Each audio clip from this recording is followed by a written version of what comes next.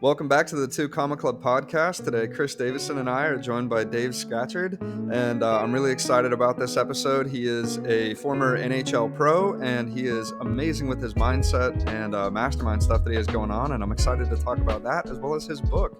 So, Dave, if you could tell us a little bit about what you're up to these days and how you got into the NHL and ultimately to where you're at today, that'd be fantastic. Yeah, thanks, John. It's been a crazy journey. I'm from a small town in Canada. My dad was a coal miner. My town was like 6,000 people. It was in the middle of the prairies. It was freezing cold. It smelled like a pulp mill. The pulp mill and the coal mines is where a lot of the people worked. Kind of a blue collar, hardworking community. And I started off skating on the ponds in Canada when I was 2 or 3 years old, and then I joined hockey when I was, I think, six. And I remember, I think after I scored like 8 or 9 goals in a game when I was 12 years old, this referee came up and asked for my autograph, and he said, "You're gonna make it one day." And I was like, like that was always my dream because I watched Edmonton Oilers and Wayne Gretzky growing up, but like, I never really that when he asked me for that first autograph, I was like, "Holy, like people want my autograph?" And then I still didn't really know what to believe. But at 12, I accidentally got invited to this main camp with these kids that are 16 to 21 years old.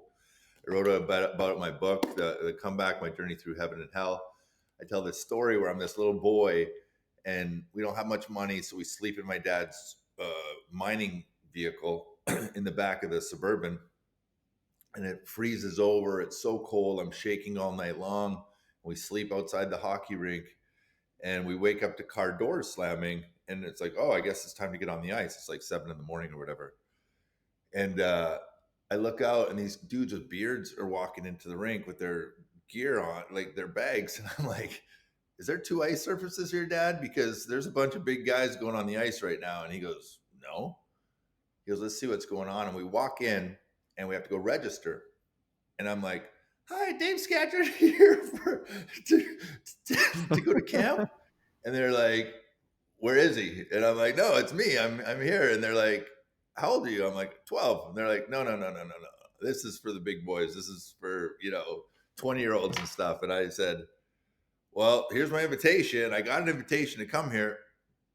And there's all this confusion. So, make a long story short, they run to the GM. He comes out. He meets my dad. He looks down at me. I'm this little kid. And he's like, buddy, you're going to get killed out there. These guys fight. And, they're good. And I said, just let me play one. My dad goes, do you want to play? I said, just let me play one game. If it's too much, I'll stop or whatever. And I went out and played in the game. It was so embarrassing. I was so tiny, and my slap shot was so weak that in warmups, the goalie didn't even try to save it. He just moved on to the next players who were shooting because my shot was so slow.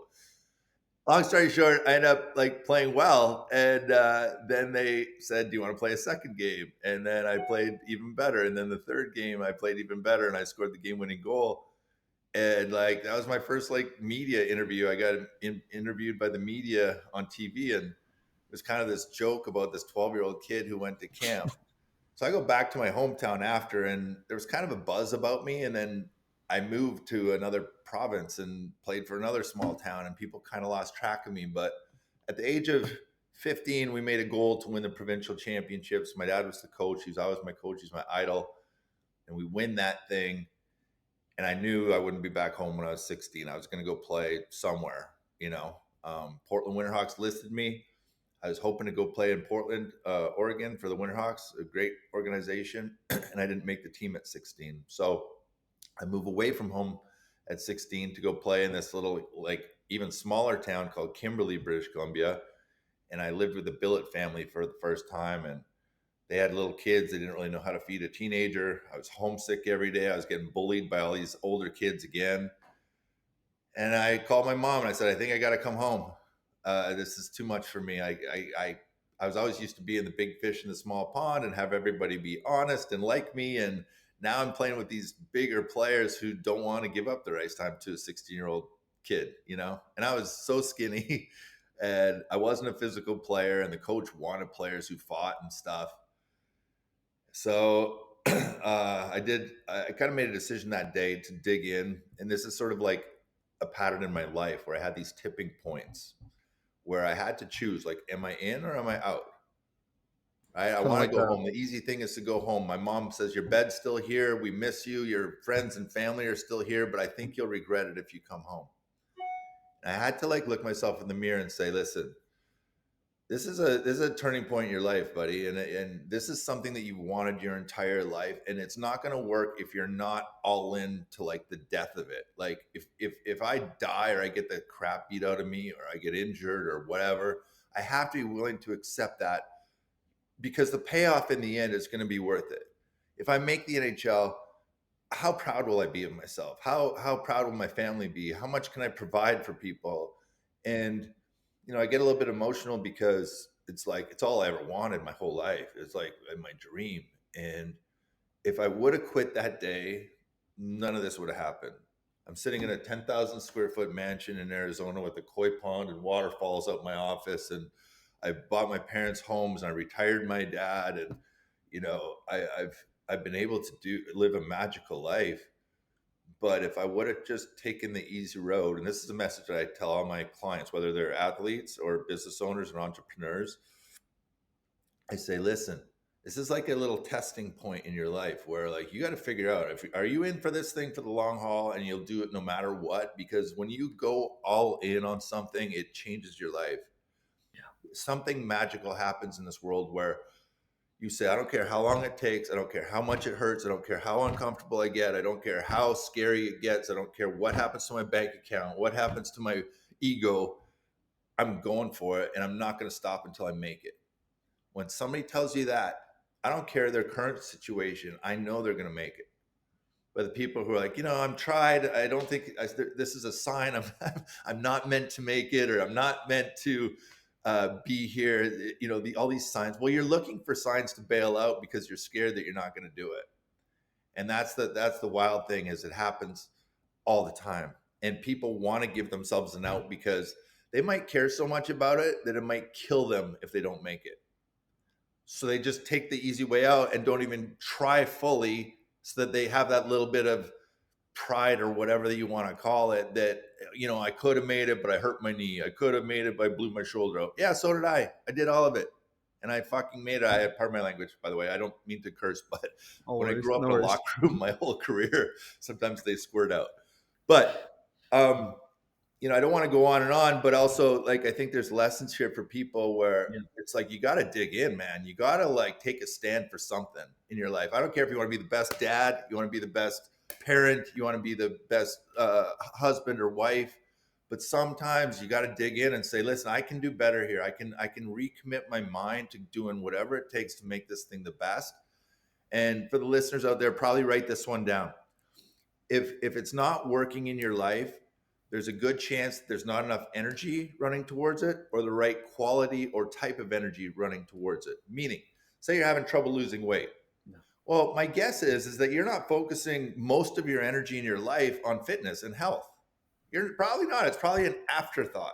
If your relationship is struggling, there's a good chance that you're focusing more on work or health or business than your relationship. So you got to flip flop it and balance that energy at different points of your life. It's almost as like this up leveling thing where you borrow energy from business to focus on the family. Once family gets going and that plate gets spinning, then you borrow energy from family and focus on your health or your business. But if you can kind of do it in a systemic way, and that's sort of what I teach with All-Star Coaching, is how can we keep this balanced life while we're up leveling every category and keeping all those plates spinning? It's like that guy at the circus that runs around. If you have 87 plates, there's going to be stuff that's wobbling and falling off. But if we focus on like three maxes, like what I like to do, 3 at a time, we can really get those going and get those grooved in where you can really do something with your life. And like that. that's what I teach. That's what I believe in. And that's what's allowed me to not only make the NHL, and I have lots more stories on overcoming adversity for that, but also to win the Two Comma Club Award, which is over there, and run an Ironman and write a best-selling book. And, Love it. pretty much everything that I've set my heart into that was going to be really hard to do, I've done. That's And awesome. it's I'm not the smartest guy. I'm not the the most skilled guy, but I have a work ethic and a determination I don't think many people have. And I think that that's kind of the secret ingredient, is a hunger where you have to get it done, because it eats away at your guts if you don't do it. You know you can do it. You've got something inside you that you want to do, and you're terrified to do it. You don't know how to do it. But I'll share some stories where, I was doing my challenges for the first time. I had no idea what the heck I was doing. And I was terrified, but I had God talking in my ear the whole time. And he's saying, you got to help all these other people. Because I only help like specialized athletes and performers and actors and famous people and all this stuff.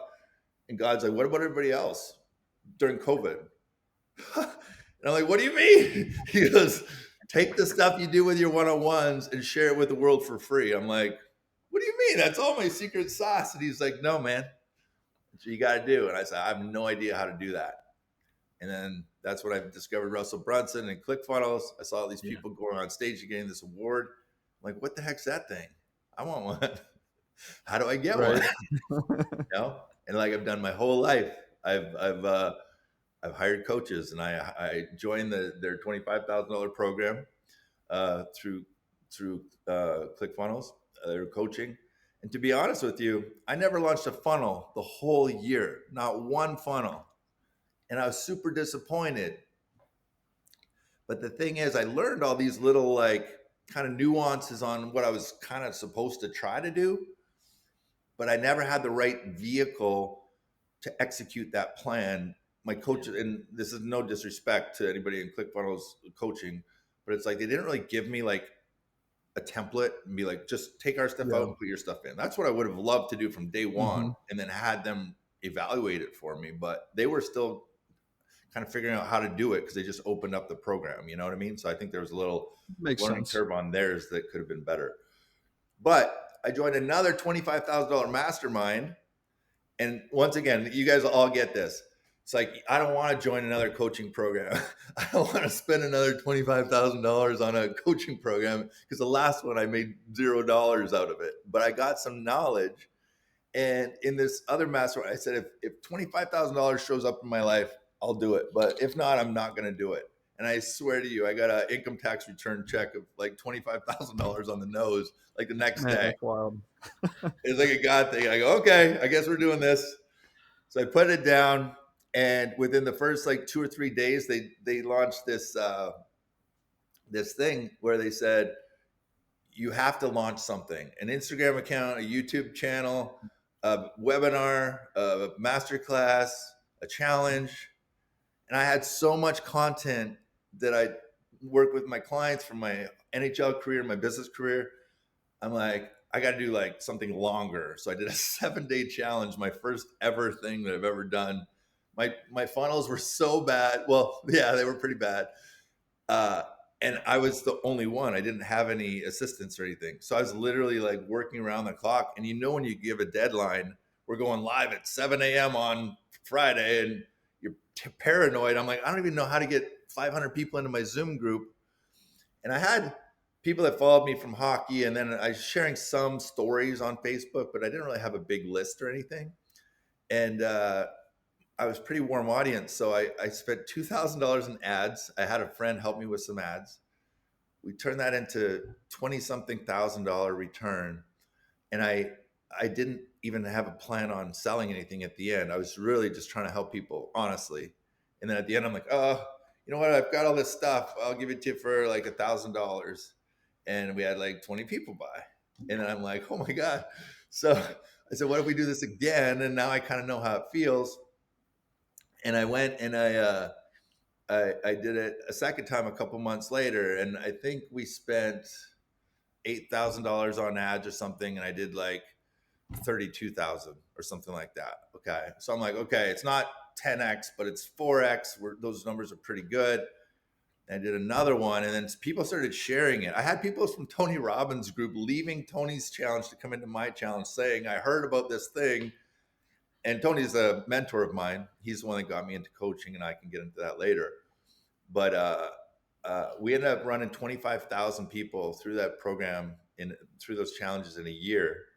And then what would happen was I guess I'll give the formula is they would come in on $1,000 program. They get all these bonuses. And then at the start, I was doing a strategy session with me, and I'd lead them from the strategy session into the group, like my programs. And I was just making them up. Like I had my one-on-one thing, and I was charging, I think, $36,000 a client at that time.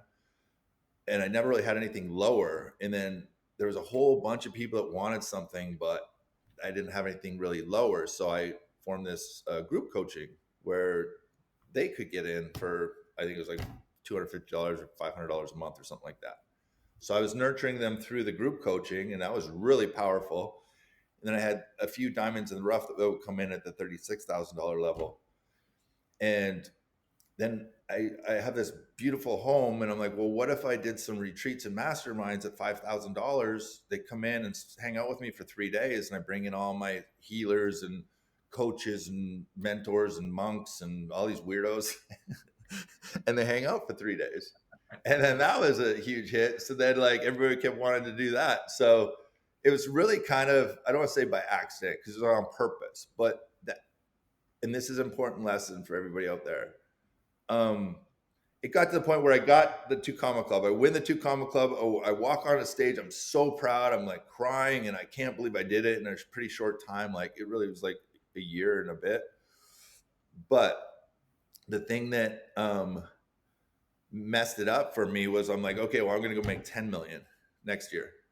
Right. And I completely disregarded the way that I made it the first time because I was trying to mass produce it and just pound it down people's throats and stuff. Not on purpose, but that's kind of probably how it felt. And one of my mentors and Tony Robbins' healer is a guy named Donnie Epstein. And Donnie comes to me and he goes, how's business? I'm like, man, we're not killing it. I thought we were going to make 10 million this year, and we're going to be about the same as last year. And he's like, he goes, what's the difference? And I said, well, last time I was really just trying to help people. Like I wasn't trying to make money. You know, I was really trying to help them and give them like as much free stuff and like love on them. And I would spend the time, and I would do the strategy calls myself, and I would do all that like personally. So we formed this relationship, and I loved on them. And I knew lots of them. Listen, out of the, whatever it was that bought the $1,000 program, like hundreds of people, not many of them are going to be one-on-one clients. Not many of them are going to spend $36,000 with me. Right.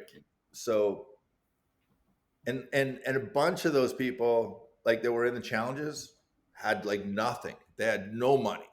Like some were homeless and stuff. I'm like, how are you on my challenge when you're homeless? Like it's like, you have a phone, but you don't have a house. Like it's kind of weird.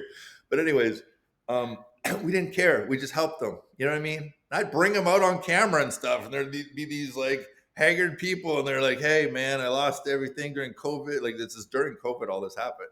I lost everything. I lost my job. I'm living on the streets. I'm living in my car. You know, your challenges are the only thing I have to look forward to and stuff. And like that to me was worth more than the 2 Comma Club award. And somehow when I was trying to get to 10 million a year, I lost it. And I had to come back to it. And I actually created all these lower ticket programs now for people, and they could buy a $27 jump starter course instead of having to spend like at least $1,000 with me. And, you know, to be honest, it feels really good. And people that have come through or did that stuff years ago will message me and say, hey, I'm ready now. I'm ready for some coaching. And I'm like, what? Because you were not that person a few years ago, you know? So they've used the stuff, and they've rebuilt themselves. And that's my favorite thing on this earth, is to, when you see people growing and actually repeating what you taught to others or to you, say, when you said that thing, man, I never forgot that. And that's like, that's what I'm here for. That's my mission in life. I'm sorry for that long rant, but no, you're good, man. There's a lot of value there, a lot of golden nuggets. One of my things, I want to kind of back up a little bit. I like a couple of things you said. One is I think you'll find what you're looking for. You know, if you're looking for an out, you'll find it. I totally agree with that. One thing though that really was like I've been thinking about is you said it, like most adults don't get this, but somehow at 16 you got it. You know, you had that pivotal defining moment where you put both feet in, or you just walk away. Like Talk about your mindset as a 16-year-old. Like, obviously, you grew up blue collar family. That's not like you guys were. Where'd that come from? Where'd that 16-year-old decision come from in you to put both feet into things? If you want to save time on watching all the episodes, but still get all the gold nuggets that we find from interviewing these 7, 8, and 9-figure entrepreneurs, then you can get all of that inside of the 2 Comma Club newsletter. Just go to 2ccnewsletter.com and subscribe. Well, my dad was the most positive man in the world. He coached me my whole career, even though he didn't really have a background in hockey, but he was an excellent teacher. Before coal mining, he was actually a phys ed teacher. So he taught phys ed before, and the money was a little bit better in coal mining. So he went into coal mining. But he understood mindset somehow. He grew up on the farms and had this insane work ethic, and he'd work himself to the bone, but he always got the job done and he always kept his promises. We weren't really a religious family or anything, but he lived like a very spiritual life where he just was honest. He had integrity. Like, he taught me a lot of wonderful values that I still carry with me today. And God rest his soul, he passed a few years ago and it killed me. But My condolences. yeah, thanks. But you know what? Like, I'm proud I got 70 years with him, and he gave me the belief. He never said that's impossible.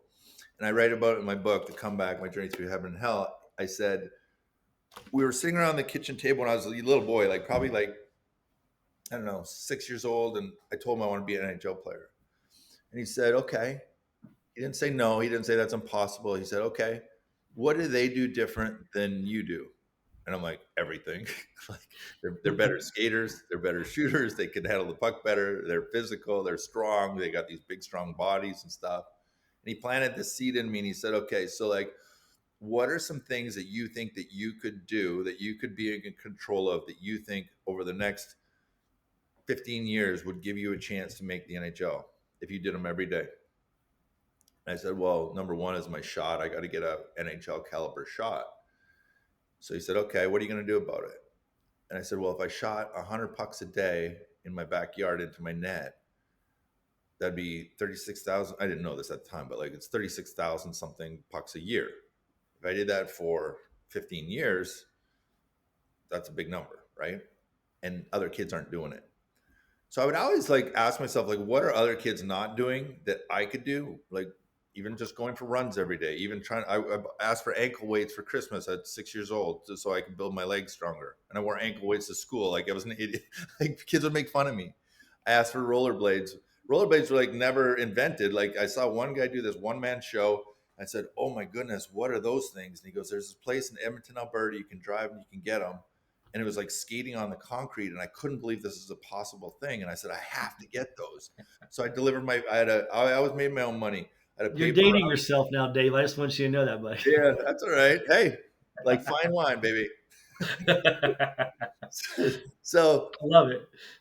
So I'm rollerblading around town, delivering my newspapers, right, on my rollerblades. Instead of taking the bus to school, I'm racing the bus to school. And at first, the bus would kick my butt because I was not really used to them and stuff. And kids would like be laughing at me. They're on the bus, and I'm driving on the sidewalk, going as fast as I can.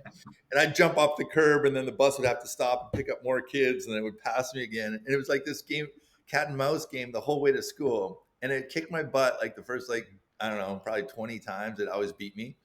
And then I started beating the bus, and all the kids were like cheering out the window, and they all knew, oh, they're all my friends. It's a small town. And I'd rip into the school in my rollerblades, and Mr. Armstrong would be there, and he was like, Dave, I told you, take those rollerblades off. So I'd pull my shoes out of my backpack, and that was my thing. And I didn't think of it like training. I thought of it like as a fun game. And if I could beat the bus, that'd be the greatest day of my life. And then I finally beat the bus, and then I'd beat the bus by a minute, and then I beat it by 5 minutes and 10 minutes, and then it wasn't even close. And I kind of found my rhythm. But think about it. If I live like 2 or 3 miles from the school, that's 6 miles a day on rollerblades that nobody else is doing. Then I go home and I shoot my 100 pucks in the backyard. And I used to collect them after the big kids would shoot them off the crossbar and they go outside the arena. I'd run around the arena and stuff pucks in my pocket and take them home. And then I had this like milk crate, you know, those things that, and I just pile pucks in it and I'd shoot it in my backyard. And I'm sitting there and I'm thinking, you know what? Nobody else is doing this. Nobody else is doing this. I'm creating a gap between me and all my competition. And that's when I started to score the 7, 8, 9 goals a game and stuff. and realized like I was getting better and everybody else was kind of staying the same. Yeah. So to the listeners out there, and this is what I talk to my coaching clients about, is like, what's your 100 shots a day? What's your thing that you can do every day that's going to help create a gap between you and your competition? They're not willing to put in pay the price. They're not will. Most people, it's strange to me. Okay, that's why I love like your show and these things. It's like I want successful people around me. I want to pick their brain and get the recipe on how the heck did you do it? Because Yeah. it seemed like all the odds are stacked against you. Yet Yeah. you do it over and over and over again. Same thing with me on all these other things. The Ironman. 5 years ago, my brain was so damaged after my concussion problems. I had bleeding in my brain. I slurred my speech. I dragged my leg when I walked. I was like barely alive. Like I was not functioning at a high level. I was declared permanently disabled from the Mayo Clinic after my injuries. And I wanted to like end my life because I literally, my brain didn't work. Nothing worked. Like my whole system was just shut down. I had no memory. I could film this and not remember filming it the next day. I had no short-term memory at all. So it's terrifying as a dad of a 1-year-old, a 2-year-old, and a 4-year-old when I can't even know where my kids are when my wife leaves to get groceries and she's like, "Where's Sawyer? Where's Caden?" I'm like, "I don't know." Like it's dangerous. So I was terrified. So, that's, a whole nother story about my healing journey and how I traveled around the world and I worked with Tony Robbins and all these monks and shaman and healers and energy workers and all this stuff, spiritual guides. And God was working in my life constantly, but at the time it felt so dark and so desperate that like I literally thought it'd be better if I just wasn't around and I didn't want to be a burden to people, which is terrifying for me to say because I'm a happy person and all that, but my brain just wasn't working. But 5 years later, I complete a 140-mile race in really good time. I might try to qualify for the world championships, even though I've only run one race in my life, but my time was pretty decent. And, if I can shave a couple hours off, I could be on world championship time. So I'm like, is that what I'm going to do for my 50th birthday next year?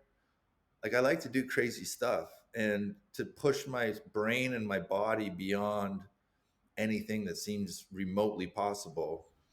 And when you're in a race for 12 hours or whatever, and you're alone with no headphones in, and it's you and your thoughts, like you have a lot of conversations with yourself.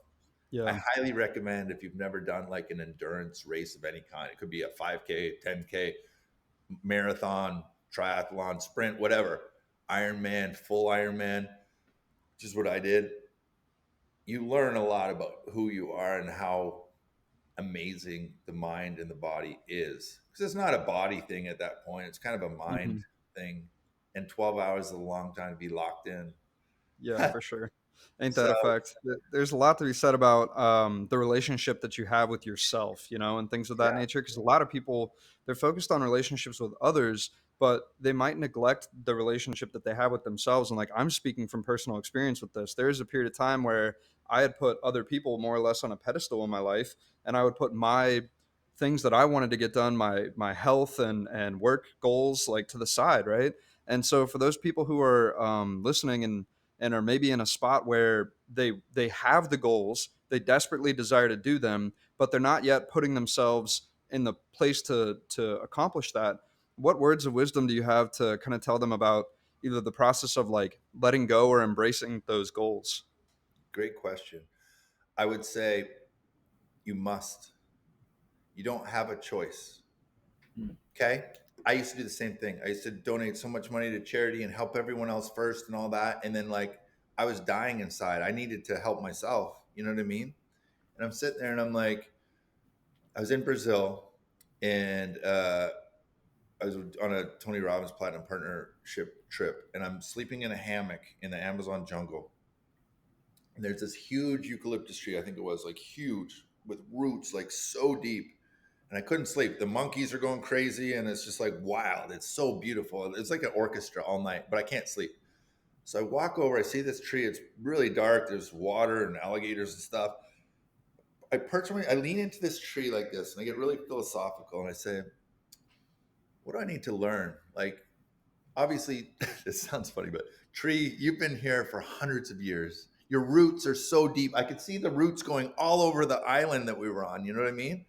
And I'm like, how did you grow so deep or so big? And like the message back to me was, my roots run deep. And I said, okay.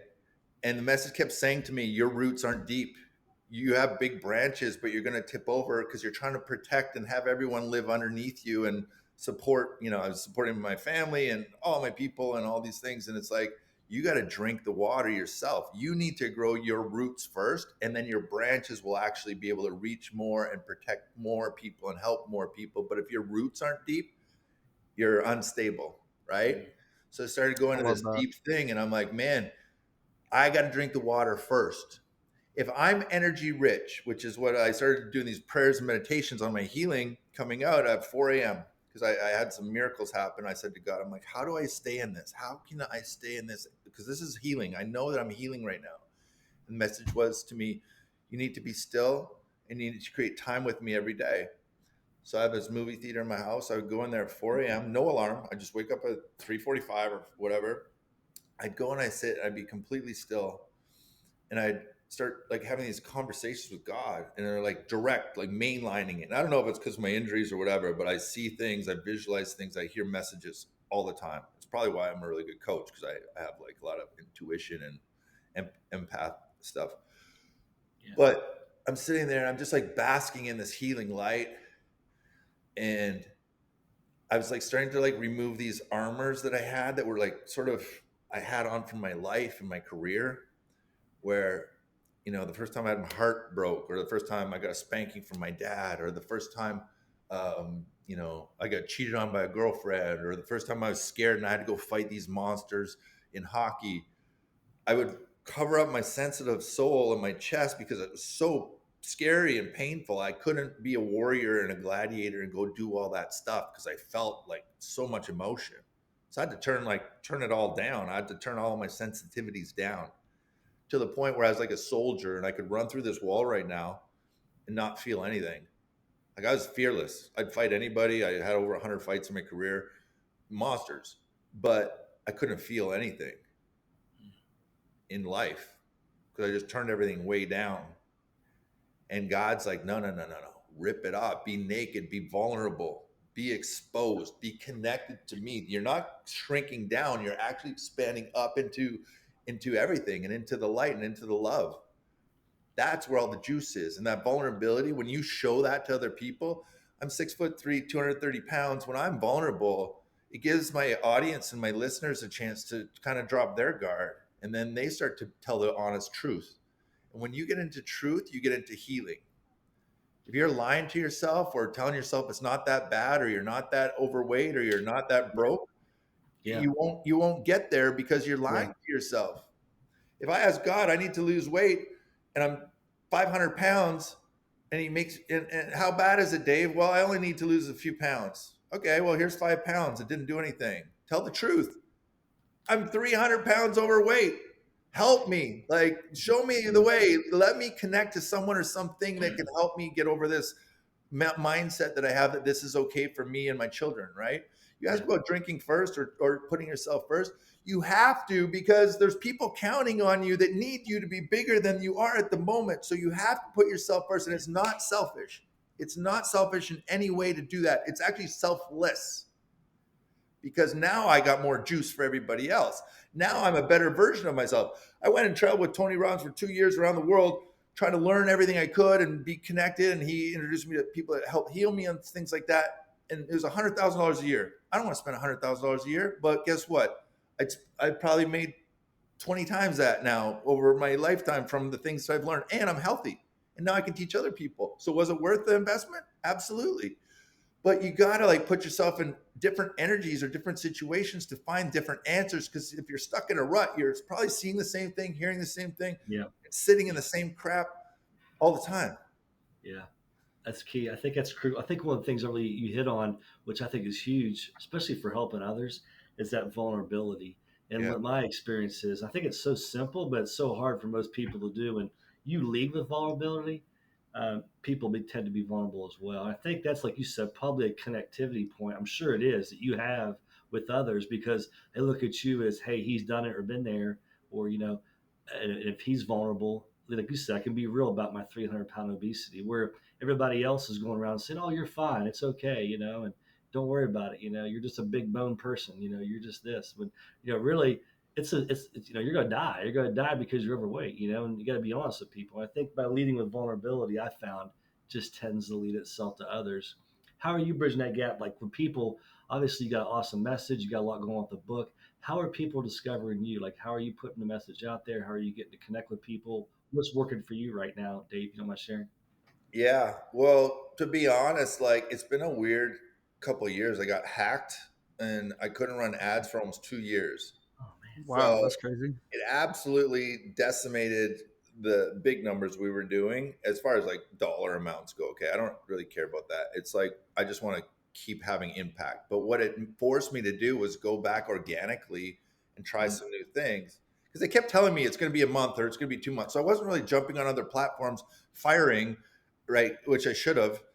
I just was waiting for it to turn back on. And then we went on this, and then I got hacked again and like this weirdest thing. So like we could not get our account back. They wouldn't let me open up another account. They wouldn't let me do anything. It was the weirdest. I hate Facebook and Instagram. Like, sorry, but I mean, it's been a nightmare. So I went organic. I had a $100,000 week that was really interesting. I went and I I started like, and I know a lot about a lot of things. And this is the thing too. Okay, when you go through these experiences, it might feel like you're going through hell and you don't know why you're going through hell. But I believe that the message to me was God was like, I'm not punishing you, Dave. I'm training you. Now try that for a reframe. I'm like, Yeah, for okay, sure. I'm listening because I thought he was punishing me for something because I wasn't healing. He goes, I'm training you because the people that are going to come to you in the future are going to be from down here, from the pit. They'll be at the highest highs, which you've achieved, and they'll be at the lowest lows, which you're in now for 3 years. So when they talk about having a panic attack or anxiety or depression or hopelessness or fear or doubt, I never had that before. I was just like a rocket ship to the NHL. I was fearless. But after living it, I can look at a business owner and say, I get it, brother. I get it. I've been there. I completely know where you are because I lived through that. And that instant vulnerability and credibility, because I share my story all the time. And it's, at first I was terrified. When I talked about the near death experience I had where I met with God and stuff, I almost didn't put it in the book because I was so afraid of the judgment that I was going to get and people were going to think I'm crazy and stuff. And God's like, no, that's part of the reason why you're going back to share this message with the world. And I'm like, okay. So I put it in there. It has been nothing but amazing feedback. And other people going, I'm so happy you shared that. I went through the same thing. Thank you. You saved my life. Thank you. You pulled me out of the pit. Thank you. You understand me. And when they see that I'm a real person and I'm not this guy up here, this perfect athlete or business guy or whatever, they're like, okay, this guy, I'll mess with this guy. I'll mess with this guy. This guy's got the same vibe as me. It's just, we all go through stuff. If you ever hire a coach, guys, and they act like they're perfect and they don't have anything wrong in their lives, you should fire them because they're not, they're not, they're not doing it. They're not being real with you. I love a coach who goes, listen, this just happened. My Facebook account got hacked. Okay. Our revenue dropped significantly, as you can imagine. So what I did for this, I'm like, how am I going to make this thing jump? So I went through my list, and I had a small list. It was like 18,000 or something. And I started to go, I Googled the top 20 topics people are looking for help with. Okay. And anything that was related to me or my life or my story or my experience that I was excellent at, I would highlight. And then I wrote a webinar, just like a training I called the Power Hour. And I wrote a Power Hour on each one. And I said, I'm going to do, I think it was 10 or 20 of these in a row, 20 days in a row. And I would invite people to have strategy sessions with me, no charge. So it was all free. So all these people started coming in, and like, I get through like 4 or 5 days and I have so many strategy sessions booked that I want to take them because I don't want to lose the buzz, you know?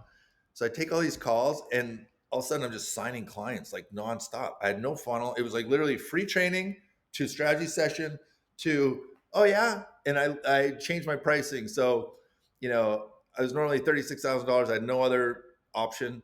I reduced the $36,000 down to $15,000, and I made my $80,000 package, which I've only ever sold a couple of those, down to a $36,000 package. So I had a 15 and a 36 option, and like people were just going crazy, gobbling up the 15. They just everybody took it, and it would be $1,500 a month or 15,000 paid in full.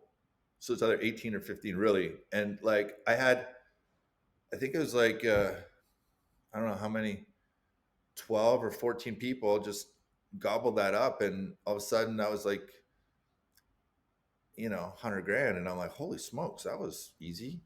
You know Yeah. what Quick clarification question. How are you getting that word out there about those problems that you were trying to solve? Was it like YouTube videos or like I mean? how Oh, are you so doing listen, it? I just started my YouTube channel. It's actually starting to go really well. I've got a couple of Instagram things going viral too right now.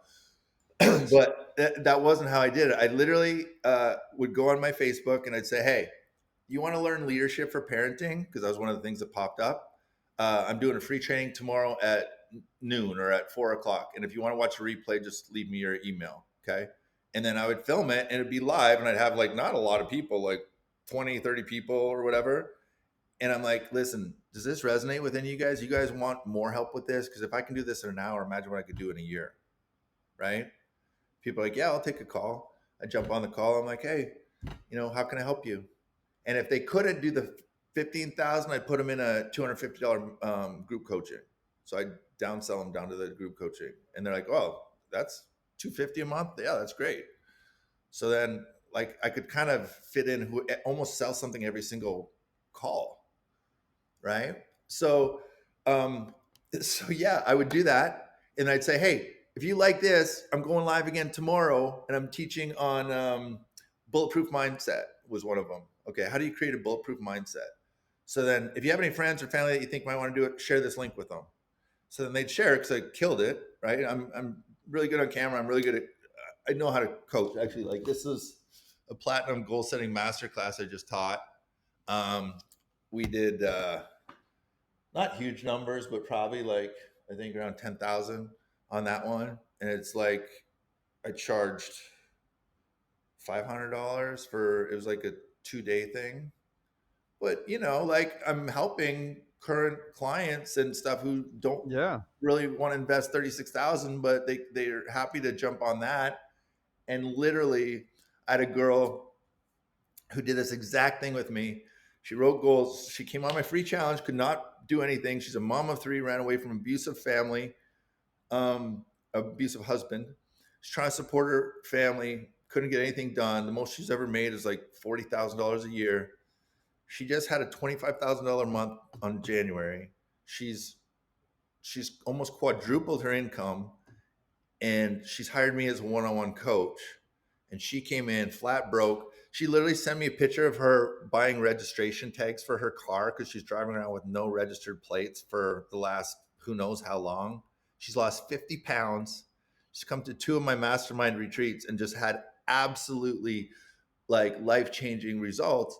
And she's my biggest raving fan. Her daughters are now jogging with her every morning. They have this family thing going on. She's a leader at her church. She's introducing her business, which does advising and stuff like that for finances, which is really ironic and funny.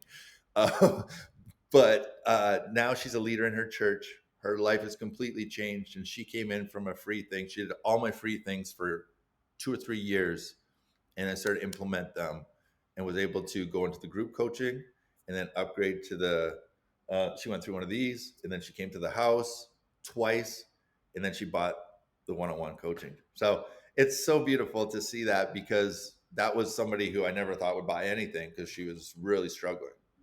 You know what I mean? So that's the stuff that I love.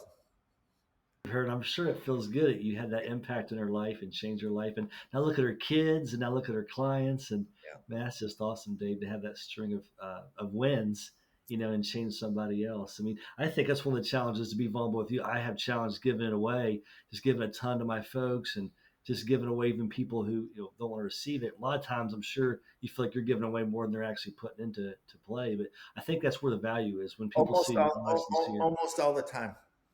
yeah, And I'm yeah. like, if they really knew what I paid to go Oh, yeah. to all, like, travel the world. I should let me just see if I have all my tags, and Yeah.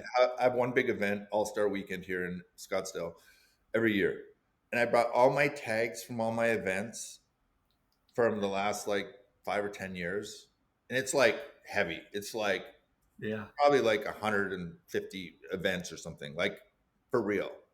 And I looked at like the flight to get there, the 3 to 7 days I was at the event, the knowledge I took back. That's one. Do that 150 times. How much are these worth? And I was probably spent, I'd say around $1 million on my coaching. Okay. And that seems, people are like, no way you could do that. I'm like, trust me, at $50,000, $100,000 a pop, you can do it really quickly. Oh, Okay. yeah. It's easy. That's easy. But what's that worth? I keep that forever. I keep this knowledge forever. If I'm in an intervention with a client who's having a meltdown and I pull a rabbit out of my hat from something that I heard like 6 years ago, and I'm like, whoa, how did I know that? Or how did I know to say that at that moment? That's like God's working through me Yeah. right now. Yeah. And I'm a middleman, but I had put myself in a room at one point where there was knowledge that I didn't know that I absorbed and I got to share back. That's awesome. And people don't understand the value of that. Like, how do you sell? I sold a $120,000 coaching package recently, and people are like, "How do you sell that?" I said, "Well, this is a lot of done for you. Okay, this guy needed me to completely redo his whole business. Okay, that was a big deal. That was a lot of work, a lot of heavy lifting.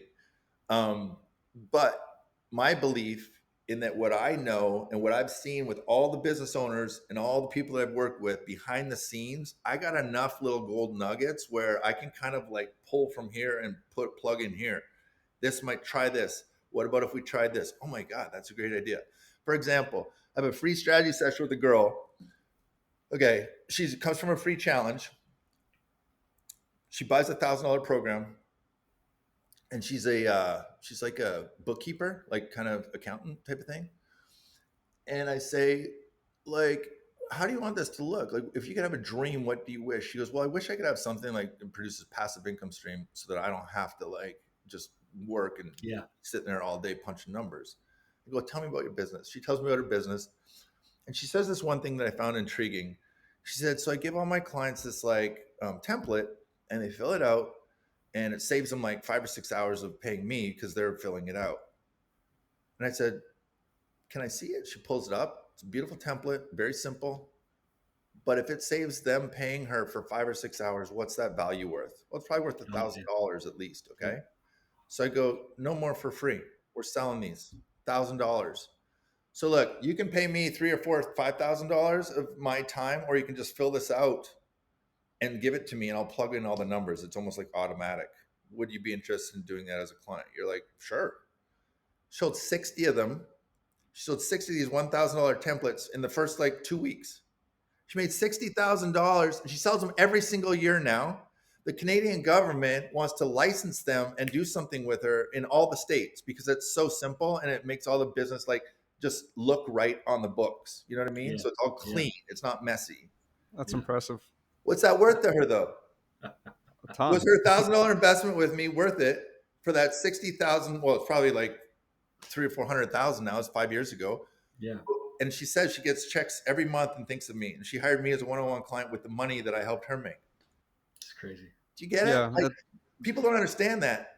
So one idea, one little thing. I have a friend that sells a newsletter for $7 or $9, and he makes like $200,000 a year on it because he's got like a blog or something like that. Yeah. But he sells a $7 newsletter, makes 6 figures. That's wild. Yeah, it's amazing how those ideas can turn into something massive for people, right? Because it's like that idea could be something that you turn into an asset, just like that story. We did a interview with Jason Mojo not so long ago, and he in the episode shared about how he went to one conference that was all about low ticket stuff, right? And he had never heard about them before, and they basically explained how you can create a template like a Canva thing and then sell that, and he ran paid ads to it, and he went from doing about 20K a week to literally 600,000 in 3 weeks just from that one tidbit of information. And so that stuff is insanely powerful.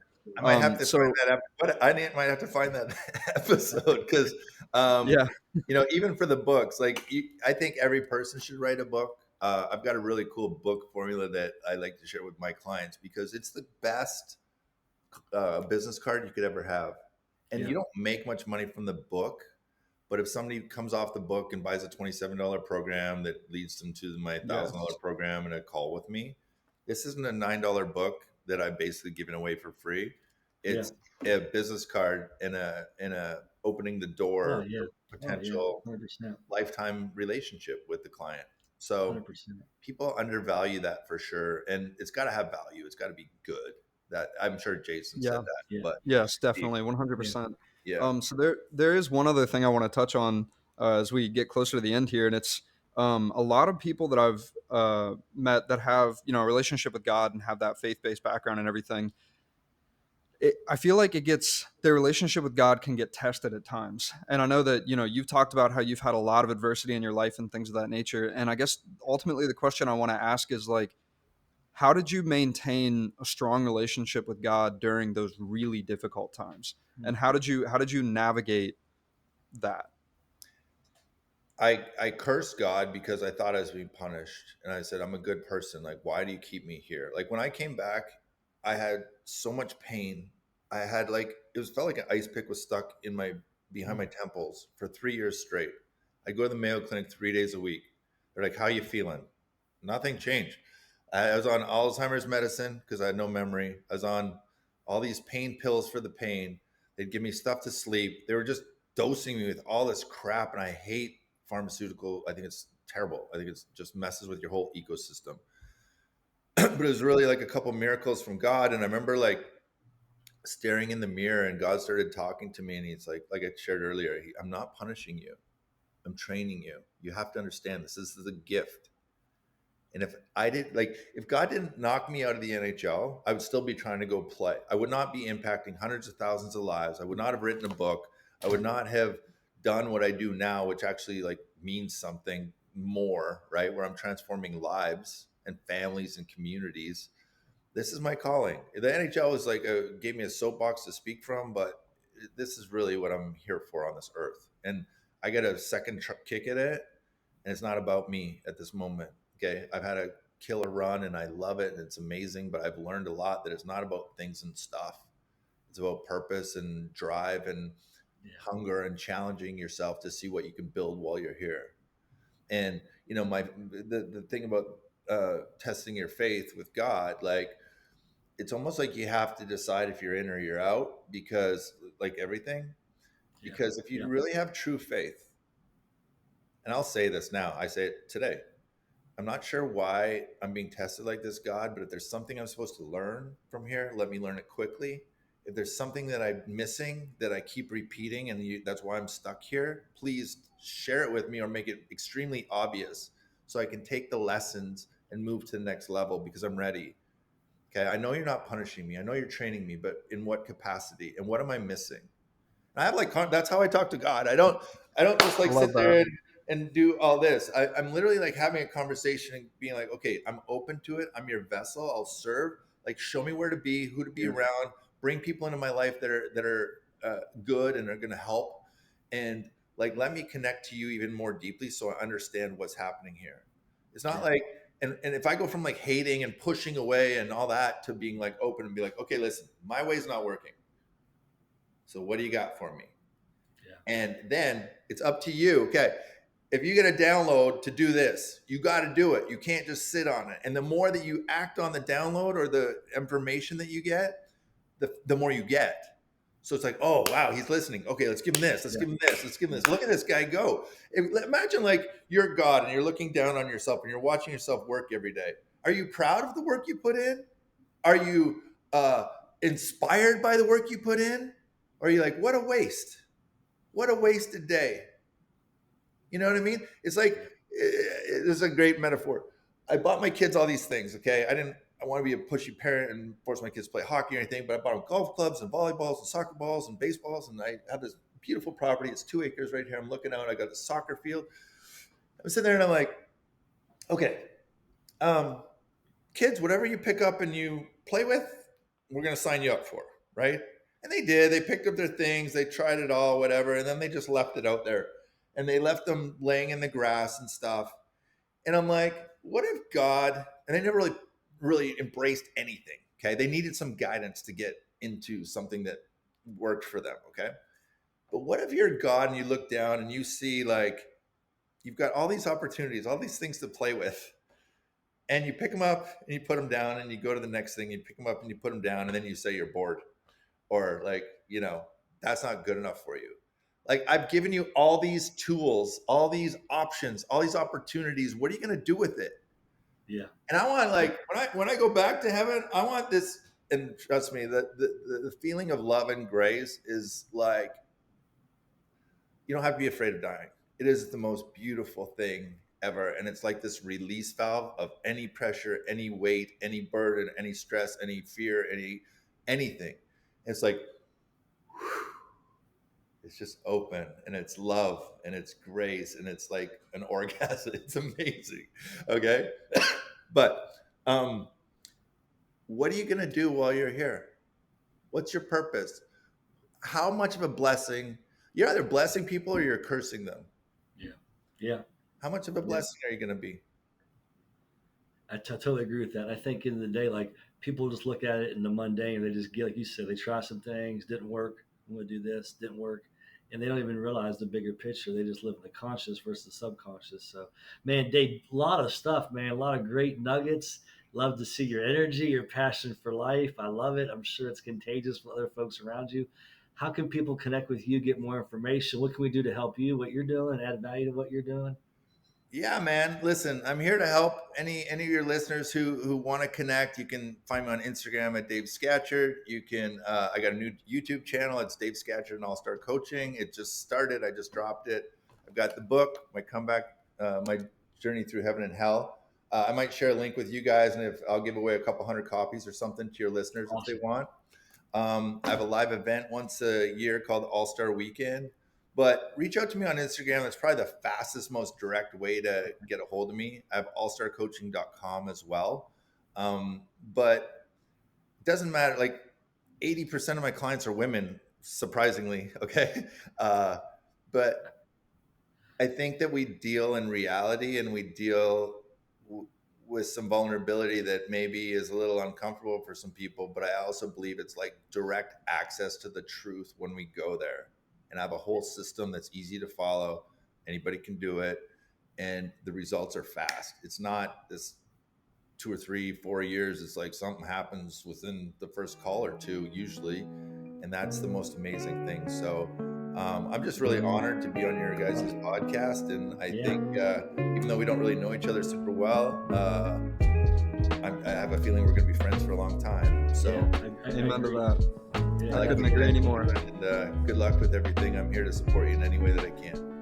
Appreciate it. Vice versa. Thank you so much. Thank you so much for your time today, and we'll catch you later. You bet. God bless, guys.